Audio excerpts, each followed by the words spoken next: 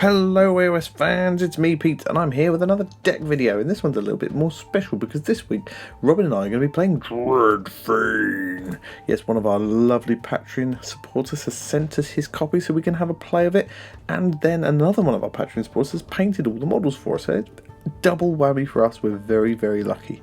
So we're going to be playing Dreadfane for a couple of games. We're going to try it all out, see how it goes. And we're going to take turns as well on each of the warbands. So Rob and I each think we might as well go through the cards that you get in the box, the pre-made decks that you get given. So I'm going to be covering Lady Harrow's Mournflight. Ooh, spooky. And I'm just going to run through all the cards now and tell you what the deck is that you get in the box. Obviously it's all pre-made for you because Dreadfane is all about being easy to access and simple. I'm not sure how much simpler you can make Underworlds. They have done away with magic, though, I noticed in this, but they have added in the other deck, the sort of environmental things which you're probably already aware of. So they're not really making it any easier. But anyway, I digress. Let's crash on with the deck, shall we? So it's a fairly standard 12-10-10 deck, 12 cards in your objective deck, 10 gambits, 10 upgrades. So let's see what we've got.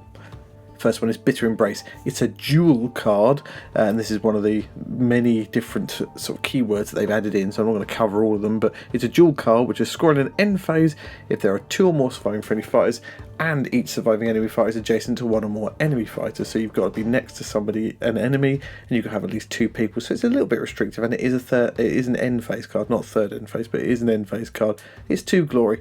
Not the worst thing in the world, and you're going to be going after them. The ghosties are fast, so maybe not too bad. Next one is Creeping Dread. Another dual card, scoring an end phase if there are 3 or more surviving friendly fighters, and each surviving friendly fighter has 1 or more move and or charge tokens. That should be fairly easy as long as they don't die too quickly, and they're fairly tough. You just got to make sure you've moved or charged with at least 3 of them. Should be pretty easy to pull off. Next one is Dominion of Death. This is 3 glory, scoring the 3rd end phase if you've scored the most objective cards. Could be interesting, this one, scoring the most objective cards. Is that going to be too restrictive? Not really sure. If you're really confident about the rest of your deck and you're going to score loads and loads and loads and loads, then maybe it's worthwhile taking, but 3rd end phase, 3 glory, that might be a tough one to score.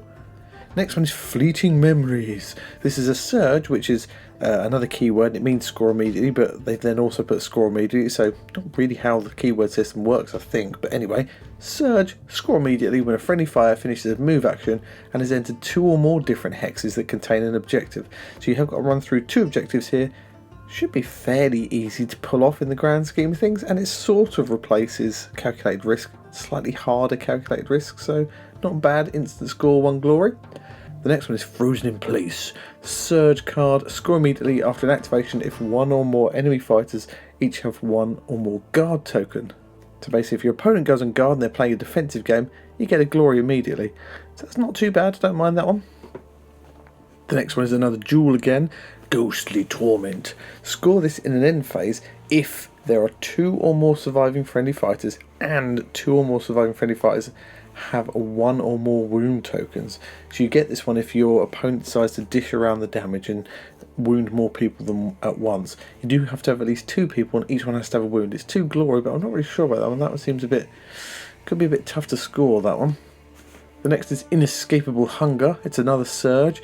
Score this immediately when a friendly fighter makes a move action through 1 or more blocked hexes and ends that move action adjacent to an enemy fighter. So you've got to pop through a wall and pop up next to somebody. That could be fairly easy to achieve. Could be quite tough, but hopefully, depending on the board setup, that could be quite easy. The next is Nagash's Tithe.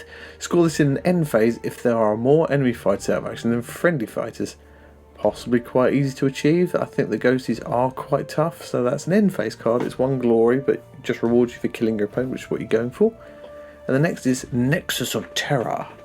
Score this in an end phase if your warband holds the most objectives. So you don't have to hold 3, you just got to hold the most. So you could possibly, depending on what your opponent's doing, jump on one in the very last turn, and that's going to net you 2 glory. I like that, kind of encourages objective play a bit more, and that might create a bit of an arms race. Your opponent might then deliberately stand on an objective because they know what you're going for, so then you've got to go for 2. Maybe they'll see that, so they'll think I've got to go for 2, and that's going to make it even harder for you, and then there's this second guessing game starts to happen. The next is One Will. What will one will one? Well, one will. So it's a surge and a duel, so score immediately if your warband holds one or more even numbered objectives, funky, and your warband holds one or more odd number objectives. That's fairly cool. I like that. It's starting to bring in objectives to the game again. You want to go for an odd one and an even one. Should be fairly easy for these guys to pick up because they're fairly speedy, but I like that. It's an instant score. Objective play needs some instant score objectives, and this is one of them. Thank you, GW. I approve of this card. It might be quite tough to score because you've got to hold 2 objectives, but it is instant score. You can run across the field quickly, grab them both. This is the kind of card people like Sepulchral Guard need, where they can use the Warden's ability to shove 2 people onto 2 objectives immediately, score an instant glory, and then that can help their game really get the ball running for them. I like this, I like this, I like this a lot. The next is Spectral Vortex. I'm sure there's another Vortex in the game already. Score this immediately when an enemy fighter is the target of an attack or subsequent successful attack action in this phase, and each attack action was made by a different friendly fighter. So basically, you get a glory instantly if you make a second attack against the same person. It's 1 glory. I quite like this one as well. And the last one is Tide of Malice.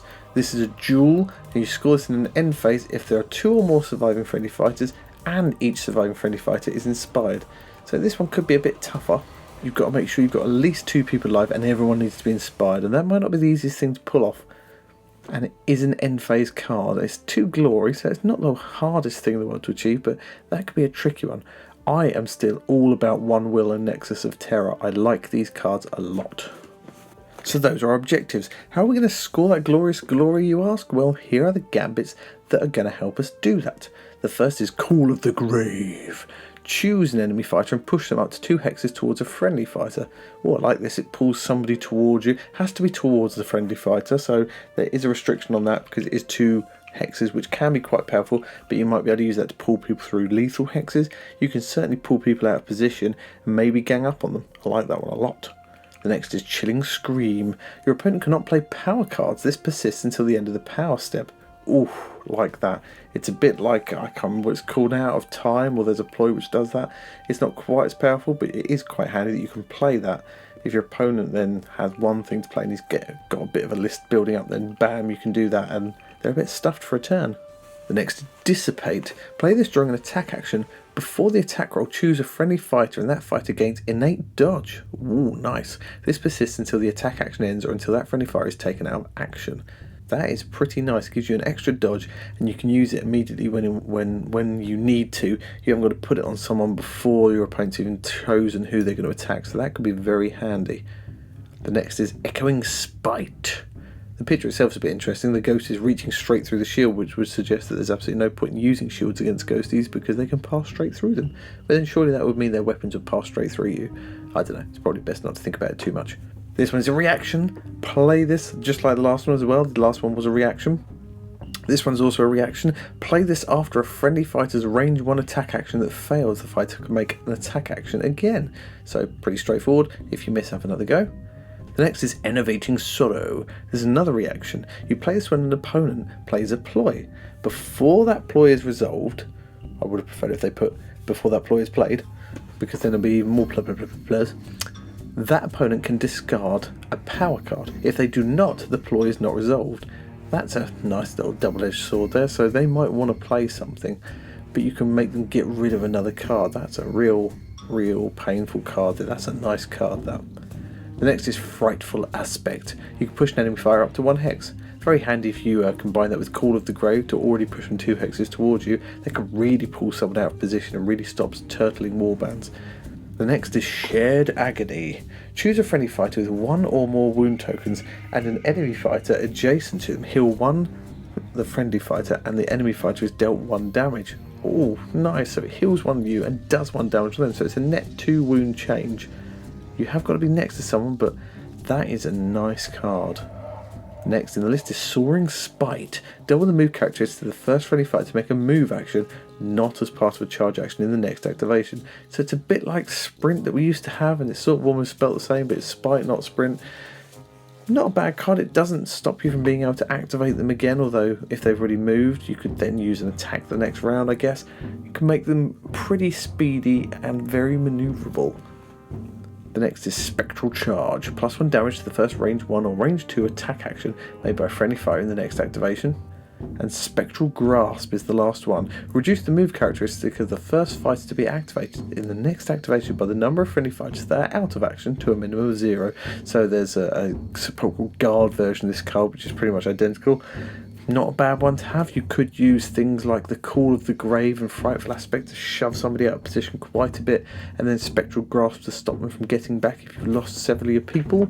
Things like Shared Agony are quite handy to help do a little bit of damage and heal a bit of damage at the same time. There's just a lot of quite nice cards in here. I think this could be quite an effective warband to play with. So I've used my gambits to score my Glorious Glory, and what upgrades am I going to buy? Well, these are them. First is the Arcane Siphon. Gives you an action where you can choose one enemy fighter within 3 hexes, pick one of the fighter's upgrades, the upgrade is discarded, and roll a dice. On a hammer or crit, you get rid of this card. So you've got a 50-50 chance of being able to keep this card and use it again and again, and you can use it on someone 3 hexes away. That's a lot more powerful than I think the generic versions of this that you can get elsewhere, like Shatter Shard and things like that. The next is Debilitating Aura. The attack actions of adjacent enemy fighters have -1 dice. So it's a bit like there's a Troggoth version, I think, for Moloch. He has a similar one of those. The next is Grave Sandglass. It's a reaction, it's for Lady Harrow only, and after an attack action or ploy that takes an enemy fighter out of action, heal 1 damage. That could be quite handy. It's a bit like the vampiric weapon, although it doesn't have to be her who deals the damage. She can just use the reaction, I think. It's not a bad one. It's not the best in the world, but it's certainly not that bad. The next is Hollow Hatred. You can reroll 1 dice in the attack roll of the first attack action this fighter makes in each round. That's pretty nice. It's kind of like a awakened weapon, but not all dice, it's just reroll 1 dice. But that can be very handy. It does limit you a bit because you can't then use it with ready for action and things like that as much, but still handy to have. The next one is Maddening Hunger. This fighter's range 1 and range 2 attack actions have +1 dice if they have a charge token. Not bad. That does help in that you can make a charge token, you can then use ready for action because they have a charge token, so you can do it again. It's not a bad card. There are some Reaver equivalents to that one, +1 dice if you make a charge, and I think Magor's Fiends also have one as well. Next is Soul Harvest. It's an action. This is another one which gives you another action. If one or more enemy fighters are out of action, you can heal this fighter 1 and give this fighter a guard token. That's pretty nice. I mean, it's better than most of the other cards, which usually either give you a wound back or something like that, or put you on guard. I mean, you have to use an action, so you're kind of just going on guard, but you also have the option to heal yourself with 1 as well, which could help you be a bit more tanky. And then Soul Leech. This is another reaction card. After this fighter makes a move action, roll a dice on a hammer or a crit for the first enemy fighter they move through. They deal 1 damage. So this is pretty much exactly the same as the version that the Nighthaunts have. Then Spirit Blade. While 1 or more enemy fighters are out of action, this fighter has the following attack action: 3 swords, 3 damage, and cleave. Not bad at all. I mean, an enemy fighter has to be out of action, but depending on who you're up against, that could be very simple to achieve.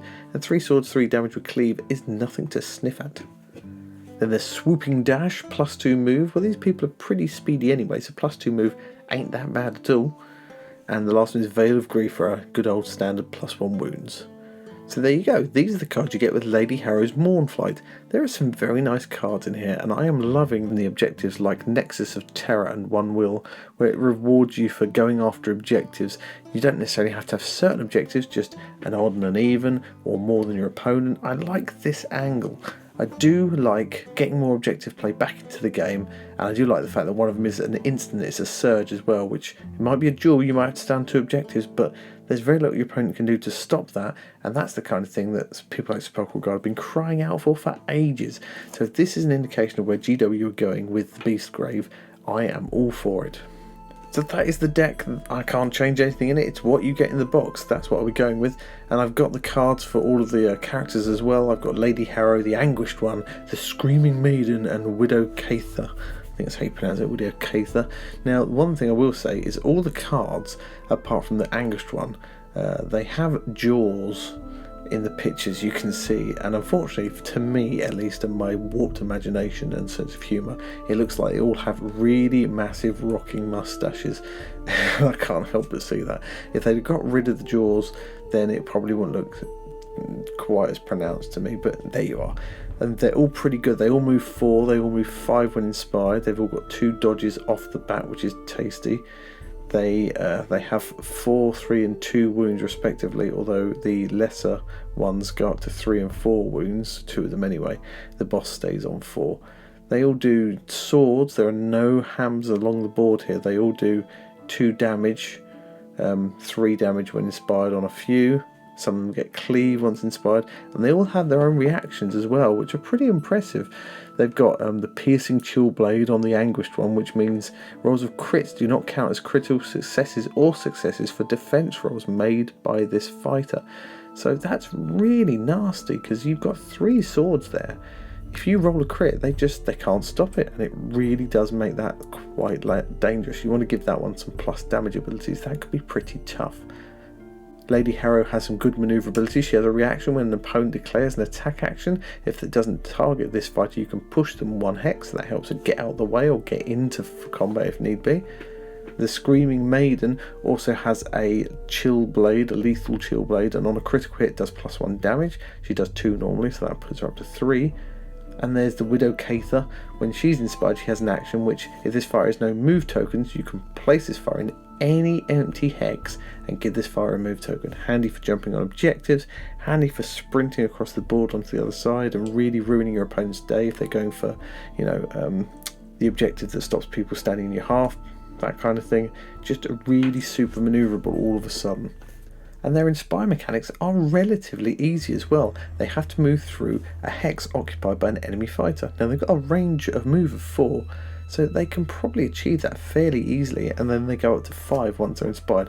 They have 2 dodge base as well, which makes them pretty tough.